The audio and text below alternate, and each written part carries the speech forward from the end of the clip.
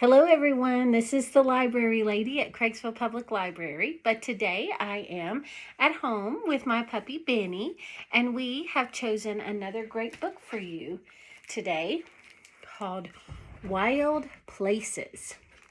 And this is about a real life person, the life of naturalist David Attenborough.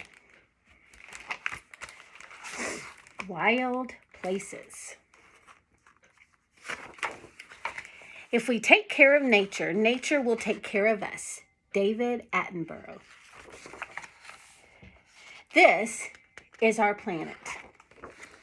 On our planet, there are 8.7 million types of animals. One of those types is human, and one of those humans is named David.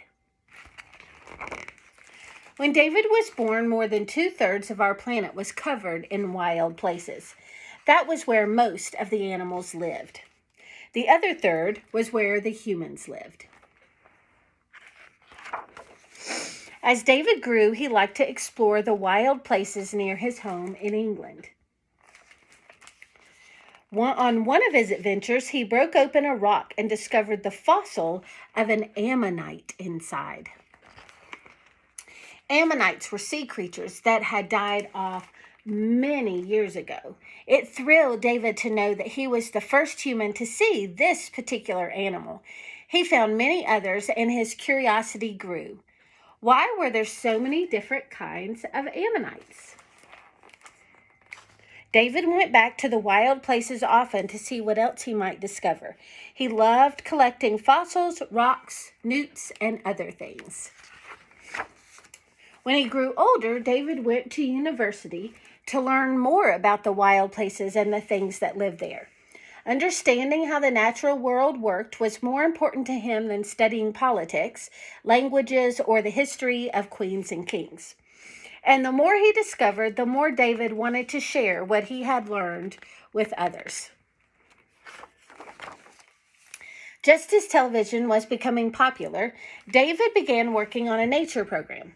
Each week, he introduced viewers to many different kinds of animals that were brought in from the zoo. His passionate explanations captivated people of all ages. This extraordinary creature is half blind, half deaf, and is just about as fast as it can move.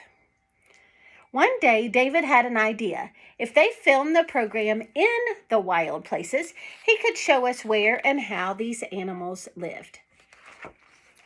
So David started traveling all over the planet, filming animals in wild places most people had never seen before. He became our connection to the natural world. Through David, we met gorillas high up in the mountains of Africa. We played with penguins on icebergs in Antarctica. We cuddled with sloths in the rainforest of South America. And we listened to the songs of humpback whales in the South Pacific. Over the years, David's programs have been enjoyed by millions of people around the world. But as time went on, David noticed that the wild places were shrinking, while the not-so-wild places kept on expanding. We are replacing the wild with the tame. The animals were becoming more and more difficult to find. There weren't as many fish in the sea. There weren't as many birds in the sky. David also noticed that the weather was becoming more unpredictable. There were bigger storms, extreme flooding, uncontrollable wildfires, and longer droughts. The natural world he cared for was in trouble. Humankind was in danger too. David was worried. He talked with scientists and other experts to find out why this was happening. He learned that it was connected to the loss of the wild places. He realized he had to share what he learned and what we needed to do to fix it.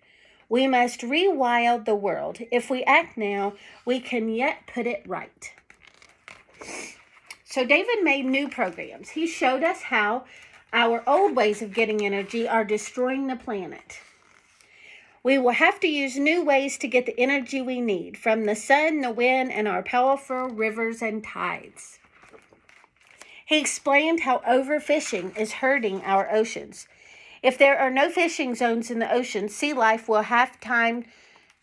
If there are no fishing zones in the ocean, sea life will have time to recover and grow. He showed us how much land it takes to raise animals for their meat. If we eat less meat, there will be more land for wild places. And he helped us understand the importance of protecting our forest. We need our forests to clean the air and provide a home to more wild animals.